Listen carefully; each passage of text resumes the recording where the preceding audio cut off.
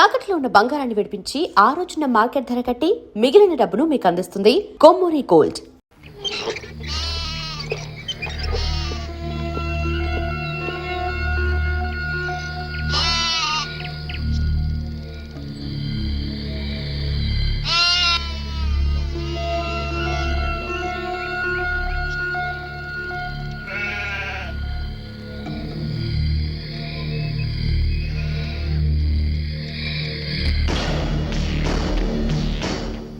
ఆగిపోయారేంటి?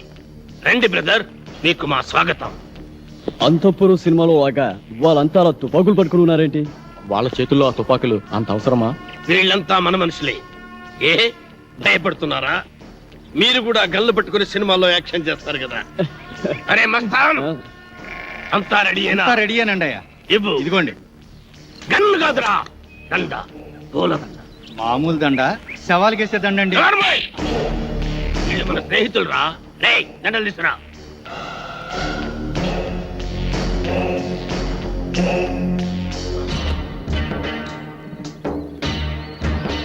రండి. థ్యాంక్స్ అండి. Thank you. అవును, మిగతా ఇద్దరు ఎక్కడ? మేమిద్దరం ఇక్కడ, వాళ్ళిద్దరూ అక్కడ. అక్కడ అమ్మాయి ఇక్కడ అబ్బాయి అంటారే అలా. ఏయ్, నాకు ఇదేం నచ్చలా. ఆయన ఆడేవుడండి మధ్యలో. ఆడింటికిద్దరు నా ఇంటికిద్దరు రావడానికి ఇదేమో సినిమా అనుకున్నావా? రాజకీయం, రాయలసీమ రాజకీయం. అబ్బే అదేం కాదండి, ఈ ఊరు పెద్దలు మీరు. మిమ్మల్ని ఇబ్బంది పెట్టకుండా, బాధ పెట్టకుండా మేము ఈ నిర్ణయం తీసుకున్నాం. నా పేరు భానుమతి అండి. నేను మీ అభిమాని. మీ ఇద్దరు సినిమాలంటే నాకు చాలా ఇష్టం. రే పున్నయ్య, హీరోలకు దిష్టి తీసి బ్యాగులు తీసుకెళ్ళి లోపల పెట్టు. అలాగే బాయ్యా. ఎంత ముద్దొస్తున్నాడు, ఎంత బాగున్నాడు. మీకు అభ్యంతరం లేకపోతే మీతో ఫోటోలు దిగుదాం అనుకుంటున్నాను. అలాగే. ఆమెకేంటి, మీరంటే మాకు కూడా ఎంతో అభిమానం. అందుకే ఫోటోగ్రాఫర్ ని పిలిపించారు. ఫోటోగ్రాఫర్, చూస్తావేంటి? ఫోటో తీ. కమాన్, అందంగా తీ.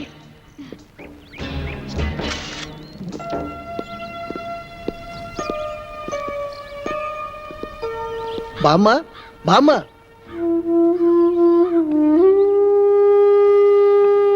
ఎవరు బాబు? మేం బామ్మా సినిమా హీరోలం.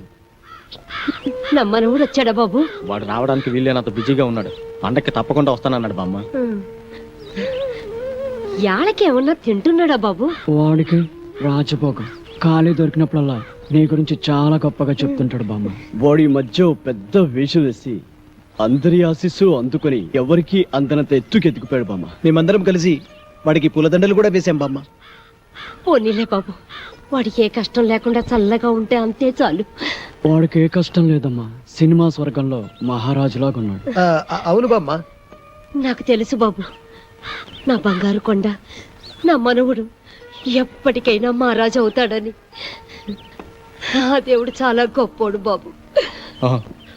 అవును, వాడికి ఎప్పుడు ఆ దేవుడు తోడుగానే ఉంటాడు.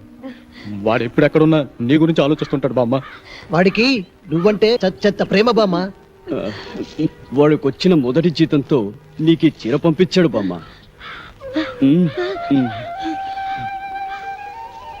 ఖర్చులకి డబ్బులు కూడా పంపించాడు. పండగ నాడు ఇక్కడికి వస్తా అన్నాడు బామ్మ.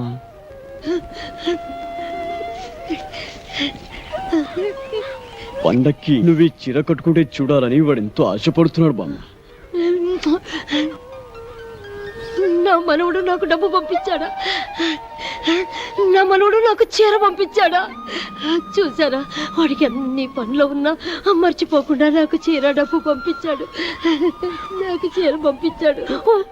వచ్చే రావాలమ్మా, నాయుడమ్మా, సమ్మక్క, సారక్క, నా మనవుడు రానన్నాడు కదే, నా మనవుడు రానన్నారు కదే, ఇప్పుడు పండగకు వస్తున్నాడట. చూడండి, నాకు చీర డబ్బులు పంపించాడు. నా మనవుడు చీర డబ్బులు పంపించాడు. నా మనవుడు పంపించాడు. రండి రండి, నా మనవుడు నా కోసం చీర పంపించాడు. పట్టు చీర. చూసారా, డబ్బు కూడా పంపించాడు.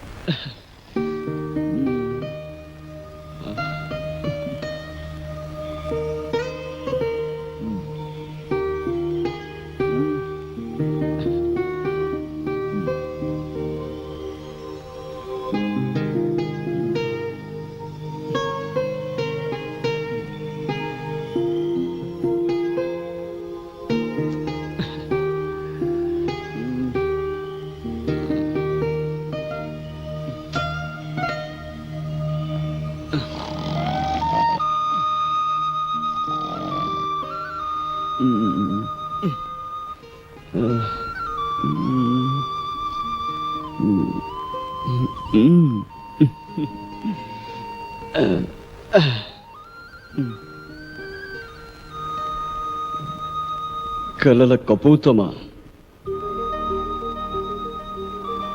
నిన్నటి ఎండలో తిరిగింది నువ్వైతే నా మనసుకు చెమట పట్టింది ఎందుకు? నిన్నటి వర్షంలో తడిసింది నువ్వైతే నా హృదయానికి జలుబు చేసింది ఎందుకు? నిన్నటి చలిగాలిలో నిలుచుంది నువ్వైతే నా తలుపులకు వణకు పుట్టింది ఎందుకు?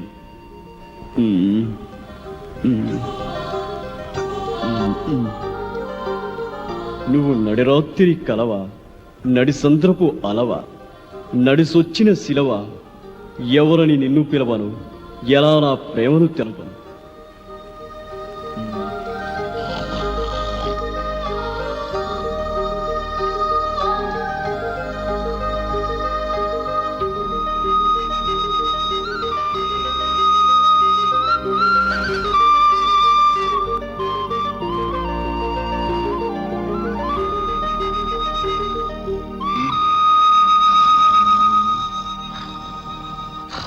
వీడికి ఎప్పుడు నిద్రే.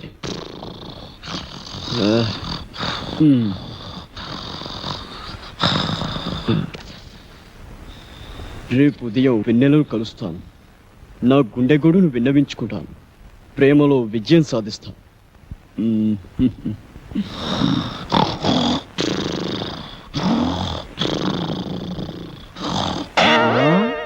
ఆహా, రామ్మ చిలకమ్మ ప్రేమ ములకమ్మ రాధమ్మ. నేను అనేక సినిమాల్లో రంభ, రమ్యకృష్ణ, సౌందర్య, సిమరాన్ లాంటి అందమైన హీరోయిన్స్ తో నటించాను. కానీ వాళ్ళతో కలిసి నటించినప్పుడు కలిగిన అనుభూతి, స్పందన ఈ ఊళ్ళో ఒక అమ్మాయిని చూసిన తర్వాత కలిగిందండి. స్పందన అంటే అదే అదే ప్రేమ. ఆ ప్రేమ నామకి ఎలా తెలపాలో తెలియక ఈ లవ్ లెటర్ రాశాను. రాస్తే ఇచ్చేయండి. ఇది మీకు ఇచ్చి నాకా? మీకని కాదు, ఈ లెటర్ మీ చేత చదివించి మీ అభిప్రాయం ఏంటో తెలుసుకుందామని. సరే, అదేదో మీరే చదవండి. కళల కపోతమా, నిన్నటి ఎండలో తిరిగింది నువ్వైతే నా మనసుకు చెమట పట్టింది ఎందుకు? నిన్నటి వర్షంలో తడిసింది నువ్వైతే నా హృదయానికి జలుబు చేసింది ఎందుకు? నిన్ను నిన్నటి చలిగాలిలో నిలుచుంద నువ్వైతే నా తలపులకు వణుకు పుట్టింది ఎందుకు? అమ్మ నాటు రౌడీ, నేనే ఎక్కడో కాపీ కొట్టి రాసుకుంటే నా దగ్గర నువ్వు కాపీ కొడతావా? ఉండు, నీ పని చెబుతా. ఏ మేరీ పాపా, నన్నా? అయ్య బాబాయ్ బాబాయ్,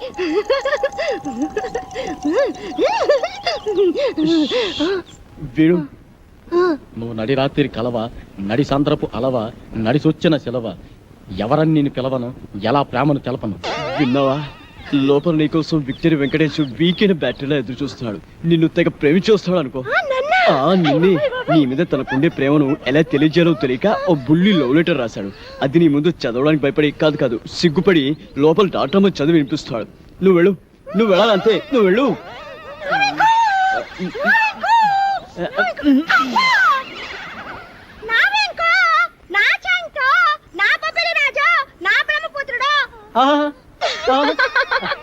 నీకే కాదు, నీ పైన నాకు కూడా బోల్డంత ప్రేమ ఉన్నది.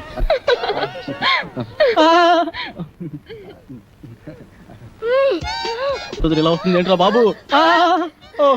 ఏంటే ఆ చూపేంటే, ఆ షేకింగ్ ఏంటే?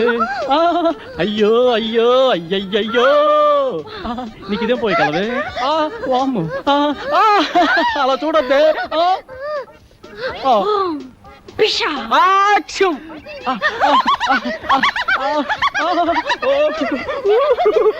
అది రవ్వ కింద పట్టు గులకరాలు లేరుకోవచ్చా? అడే గులకరాలు మంచి ముచ్చారు. సరే కానీ పక్కకు పోదా. ఈ పాడు, నేను అలాంటి వాడిని కాదు. అయినా ఎవరైనా చూస్తే బాగోదే. ఇక్కడ ఎవరు లేరు కదా. వదలవే, వదలమంటుంటే సూర్యకాంత్ అని చెల్లెల్లా, కల్పనారాయ్ అక్కలా ఉన్నావు. నా శీలాన్ని దోచుకుని సీమంతం చేసుకోక అత్తోయ్. నిన్ను నిన్ను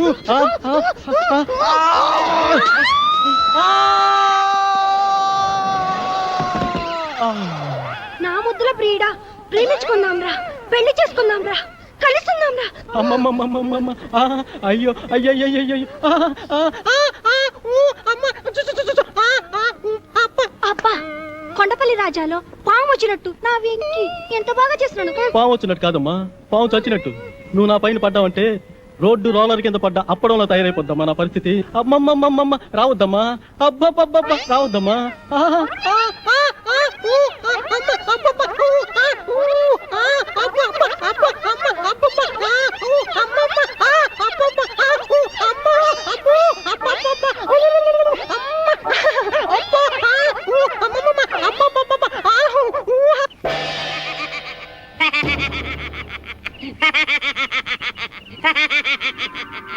ఏంటి ఎన్నెలని ప్రేమిస్తున్నారా?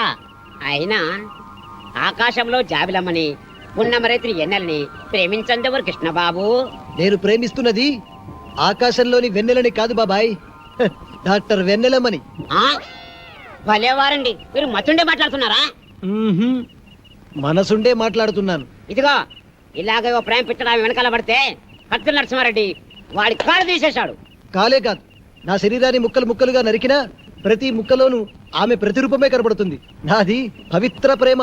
ఏయ్, ఈ పూత ఇంకోటి కూర్చుంటే ఈ పాటి నా తోట పేలేదు. మీరు నా పేరుడు హీరో కనుక వదిలేస్తున్నా. అయినా డాక్టర్ అమ్మా లవ్లో లటక్కున్న పడే మనిషి కాదు, కానీ ఓ చిన్న వీక్నెస్ ఉంది. ఇప్పుడు ఇప్పుడు నా అభిమానం అనిపించుకున్నావు. ఆనందంగా చెప్పు, ఆటోగ్రాఫ్ ఇస్తా. ఆ డాక్టర్ అమ్మకి ఆ ఏడుకొండల సామెట మహాపానం.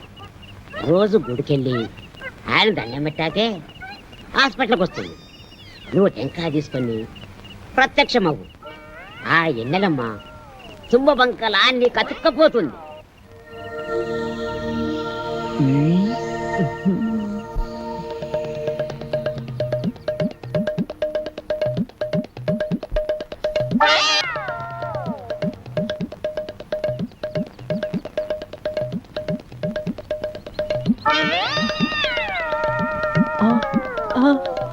అమ్మనా అన్నమయ్య, దేవుడి సెంటిమెంట్తో కొడతావా? గుడ్డుని పని చెప్తా. రేయ్, అన్నమయ్య గెటప్పులో ఆ అమ్మాయికి లైనేస్తావా? ఆగరా కిల్లర్, ఆగు. రేయ్. రేయ్, నిన్ను నీ పని చెప్తా. రేయ్. ఆగరా, రేయ్.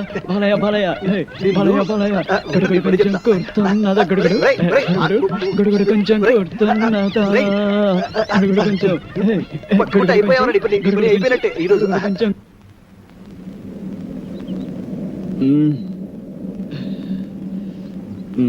ఒరే బాబులు, మన నలుగురు 4 దిక్కులు లాంటి వాళ్ళం. ఆ వెన్నెల చందమామ లాంటిది. నేను పడమర దిక్కు కాబట్టి ఆ వెన్నెల నాకే చెందుతుంది. పడమట దిక్కు ఉదయించిన చివరకు తూర్పుకు చేరాల్సిందే కాబట్టి వెన్నెల నాకే చెందాలి.